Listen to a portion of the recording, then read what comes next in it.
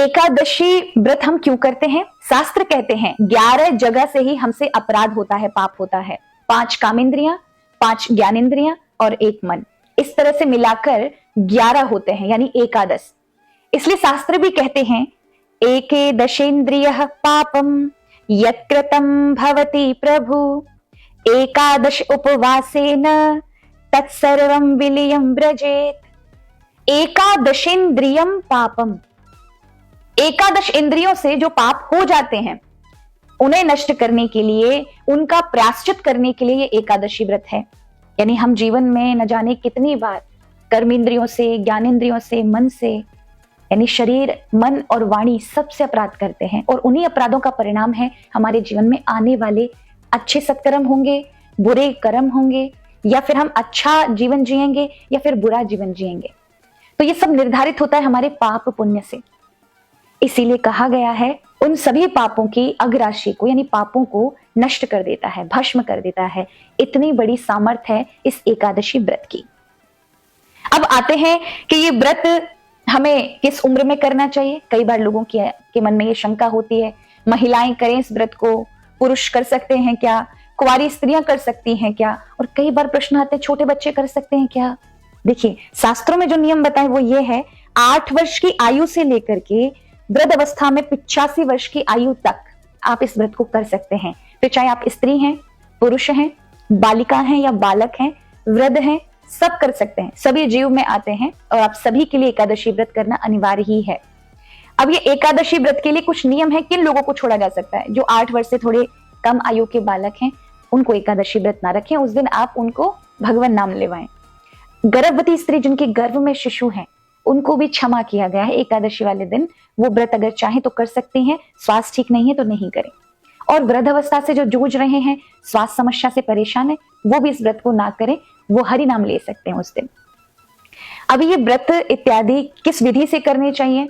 देखिए, एकादशी, आजकल जो एकादशी लोग मनाते हैं या एकादशी व्रत करते हैं, वो एकादशी कम और लगता है कि बफे ज्यादा है।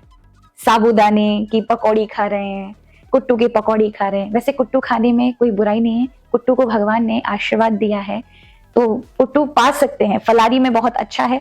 किंतु केवल मन भोजन में ही लगा है तो फिर आपने एकादशी व्रत कैसा किया? ये तो तप की श्रेणी में है। इसलिए कहा जाता है एकादशी वाले दिन आपकी इंद्रियां पूरी तरह से भगवान में लगी हूं, इसीलिए आप अन्न नहीं खाते। और विधि है, शास्त्रोक्त विधि है। 3 दिन तक एकादशी व्रत किया जाता है। लोग 24 घंटे भी प्रॉपर नहीं रख पाते हैं। शास्त्र कहते हैं 10वीं वाले दिन आप दिन में भोजन करें और फिर सूर्यास्त से पहले आप भोजन कर ले। रात्रि में आपको भोजन नहीं करना 10वीं वाले दिन। और फिर अगले दिन एकादशी आएगी, एकादशी वाले दिन जल्दी स्नान करें, ठाकुर जी को प्रणाम करें और सबसे पहले जल का कलश धो करके और जल भरकर तुलसी के जाकर के, तुलसी के जो घरवा होता है या तुलसी जहां विराजमान है, मंदिर है, वहां जाकर तुलसी को जल अर्पण करना चाहिए। कुछ लोगों के मन में शंका हो सकती है कि तुलसी को एकादशी वाले दिन छूना नहीं चाहिए। देखिए, छू सकते हैं एकादशी वाले दिन, आप उन्हें श्रृंगार कर सकते हैं, चंदन सब कुछ लगा सकते हैं, किंतु तो नहीं सकते, क्योंकि एकादशी वाले दिन माँ तुलसी साधना में होती हैं, भजन में होती हैं, और उनको तोड़ना माने उनके अंगों को विच्छेद करना, उनके अंगों से उनको कष्ट पहुंचाने जैसा पाप लगता है। इसीलिए उनसे आप आज्ञा ले सकते हैं, माँ आज मेरा एकादशी का व्रत है, भगवान की प्रसन्नता के लिए मैं व्रत करने जा रहा हूं या जा रही हूं, आप मुझ पर कृपा करिएगा। कहीं कोई त्रुटि हो जाए तो आप वो सारे कार्य संवार दीजिएगा। ऐसा कह के तभी तो हम भोग में तुलसी धारण करते हैं। हमसे तो हमारा त्रुटि में बन गया होगा, हो सकता है भोजन हमें जैसा रुचि से बनाना चाहिए वैसा बना नहीं हो, कुछ अपराध हो गया हो, किंतु जब हम तुलसी अर्पण करते हैं उसका अर्थ है आप भगवान को जानती हैं, भगवान को क्या पसंद है, इसलिए भोग में जैसा भगवान को रुचि करो वैसा ही माताजी अब बनाकर भगवान को परोस देना। ये हमारा भाव तुलसी के प्रति होता है। तो कहीं त्रुटि हो जाती है तो तुलसी माँ संवार देती है। इसलिए फिर तुलसी जी को अर्घ्य देने के बाद आए और भगवान, अगर आपके घर में देवालय में शालिग्राम शिला है या भगवान नारायण का, बालकृष्ण का स्वरूप है, तो घर में हमेशा शंख जरूर रखें। शंख में पंचामृत बना करके और शंख में भरकर भगवान बालकृष्ण लाल को या शालिग्राम शिला को स्नान कराएं। नहीं है तो कच्चे दूध से कराएं, और वो भी नहीं है तो फिर जल से कराएं। शंख में जल भर लें। ओम नमो भगवते वासुदेवाय नमः, ये 12 अक्षरीय मंत्र शास्त्रों में महान बताया गया है।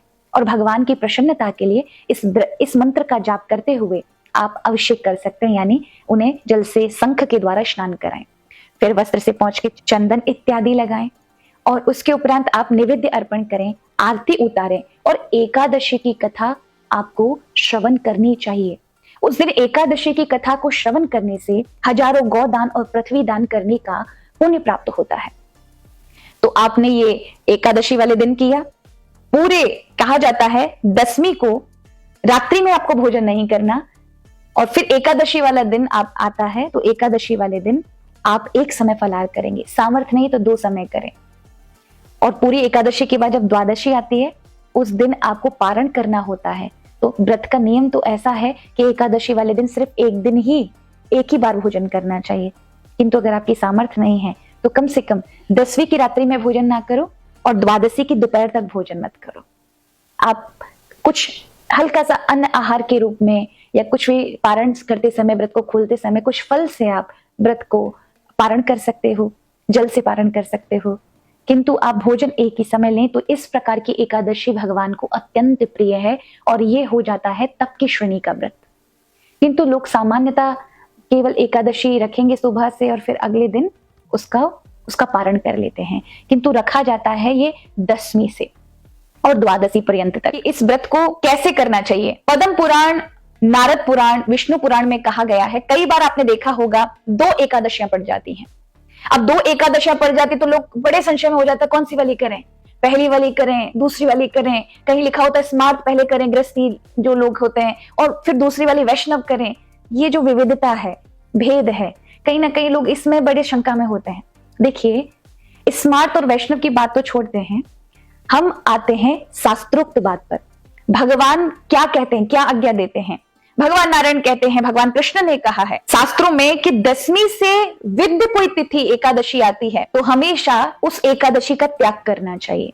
यानी अगर शुरुआत में सूर्य उदय से 10वीं लगी है और उसके उपरांत एकादशी लग जाए तो उस तिथि में हमें व्रत नहीं रखना चाहिए। उस तिथि में यदि व्रत आपने धारण किया तो स्वयं भगवान का ही ये वचन है कि उस व्यक्ति के अनंत जन्मों के पुण्य नष्ट हो जाते हैं, उसके पूर्वज स्वर्ग से निकलकर रौरव नरक में गिर जाते हैं और उस व्यक्ति का वंश नष्ट हो जाता है।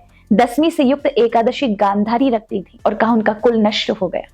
इसलिए 10वीं से युक्त एकादशी का वर्जन बताया गया है। कैसे करना चाहिए? बोले ऐसे करो जैसे एक कृतज्ञ व्यक्ति का हम कोई अच्छा काम करे और वो व्यर्थ चला जाता है। कृतज्ञ माने आपने किसी के लिए अच्छा कार्य किया लेकिन वो उस अच्छे कार्य को माने नहीं और वो सोचे कि नहीं तुम ये तो ऐसा ही हो गया, उसको कोई फर्क ही ना पड़े। ऐसा कृतज्ञ व्यक्ति को जैसे उसके लिए अच्छे किए हुए कार्य व्यर्थ चले जाते, उसको कोई फर्क नहीं पड़ता, उसी प्रकार यदि आपने 10वीं से युक्त व्रत रखा एकादशी का तो वो व्यर्थ चला जाता है। इसलिए भगवान ने आज्ञा भी दी है कि एकादशी करें तो द्वादशी युक्त करें। अगर 10वीं से एकादशी विद्ध हो रही है यानी सूर्य उदय से 10वीं लग गई तो उसके उपरांत एकादशी, तो उस दिन एकादशी नहीं रखनी चाहिए।